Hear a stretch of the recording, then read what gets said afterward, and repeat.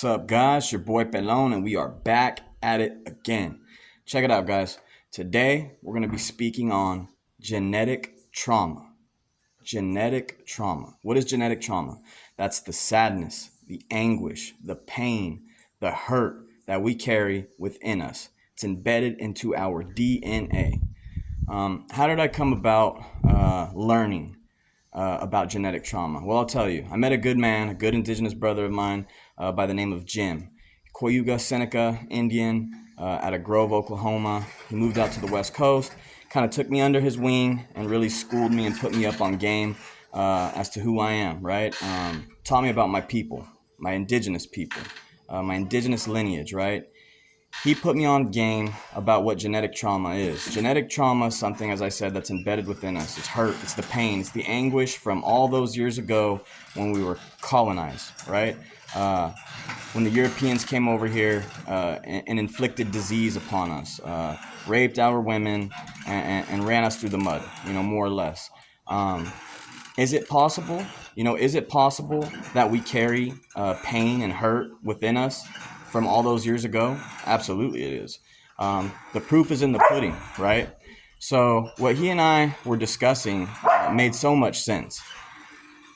First thing he asked me, he said, "Hey, you're Mexican." I said, "Yeah, that's what they call us, right?" And he said, "Well, are you interested in the part of yourself that is native, the part of you that is indigenous to this continent?" And I said, "Absolutely, 100%." And so from that point on, he kind of took me under his wing. And when we got onto genetic trauma, it got deep. It got deep quick.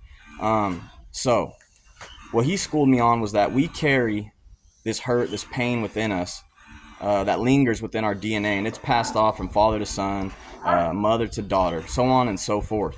And like I said, the proof is in the pudding.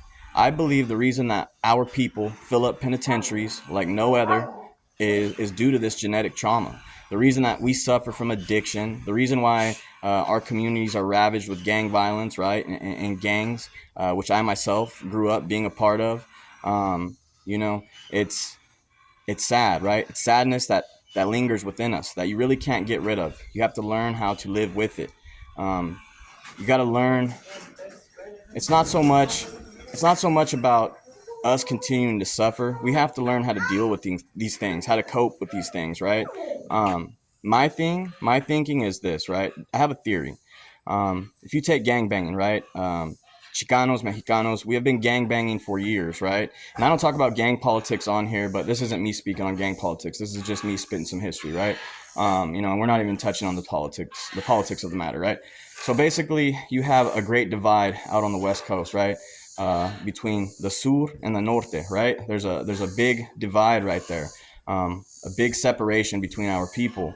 And here's my theory on this. I believe that as indigenous people, most especially as indigenous Mexican people that are disconnected. A lot of us are disconnected or have been, somewhat disconnected from our indigenous heritage.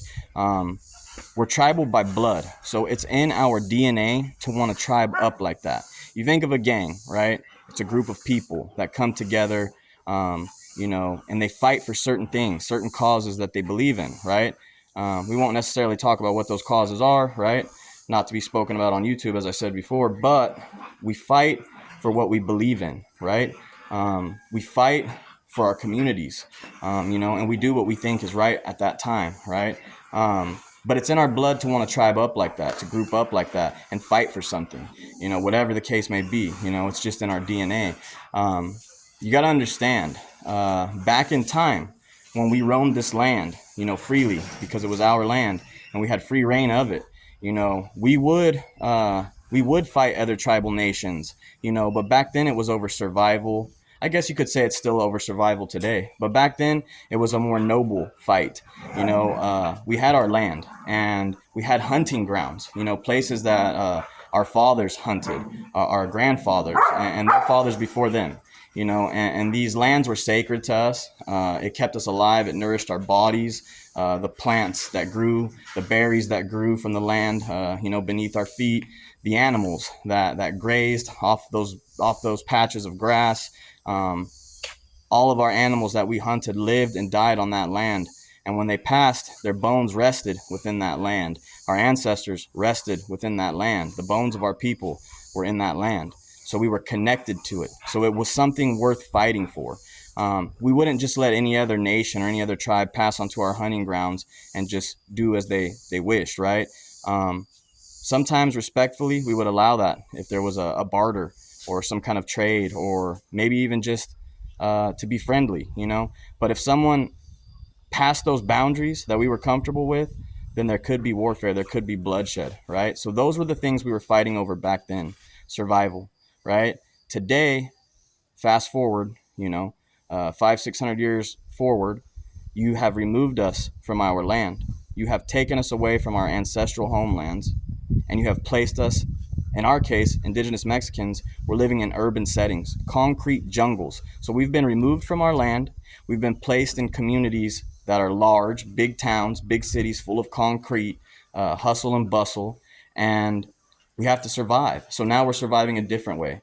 And we're fighting these, you know, as gang members, we fight other barrios over turf, you know, over areas to sell drugs, areas that are lucrative, that we can make money to survive, to try to feed our families and get ahead. This is the result of colonization. I firmly believe that. You see us packing out prisons. This is the result of colonization. You see us gang banging, choosing up, picking sides, forming groups like that. It's in our blood. We're tribal people. It's in our blood to want to group up like that. So because the colonizers have removed us from our land, and we now live in urban settings, this is what you get. This is what you get. How do we correct it? There's a million ideas that I have, you know. So I hope people follow the channel. I hope people pass my message along. I hope people will rally around me, because I'm really trying to kick off some knowledge. There needs to be programs put in place, and we can get further into this, right? Our children need programs to keep them busy, to keep them out of bad situations in life, right? We got to give them something to be proud of. And there's nothing more that they should be proud of than our cultura. Our cultura is everything. It should be if it's not.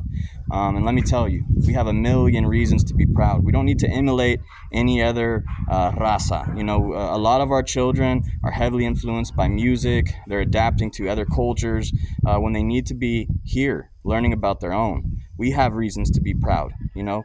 Let the other people have their thing, but we have our own thing, right? And that's something to be proud of. And I try to instill that in my children, right? I really do. And I think you guys should instill it in your children. We need programs, school programs, where our unique indigeneity can be taught, where our indigenous languages can be taught to the children. Nahuatl, Purepecha, Zapotec, Mayan, whatever the case may be. We need these programs. We need to show these children how we lived in harmony with the earth, how we lived in correlation with the changing of the seasons. All of this is so important to who we are. And if that's lost in time, we can't survive right. You know, we cannot thrive right. Things need to change, guys, and you got to get behind this channel. Please do, you know, and I will get behind yours. If you have a channel and you're putting out content that is teaching the people, we need to not be afraid to go up to the next man that's got a channel on Cultura and be like, hey, brother, your channel is dope, man, and I'm with you. This competition, you know, it has to stop, right? The way that we knock each other down, the way that we compete so hard with one another, it's all from colonization, right? This is the aftermath of colonization. Over and out.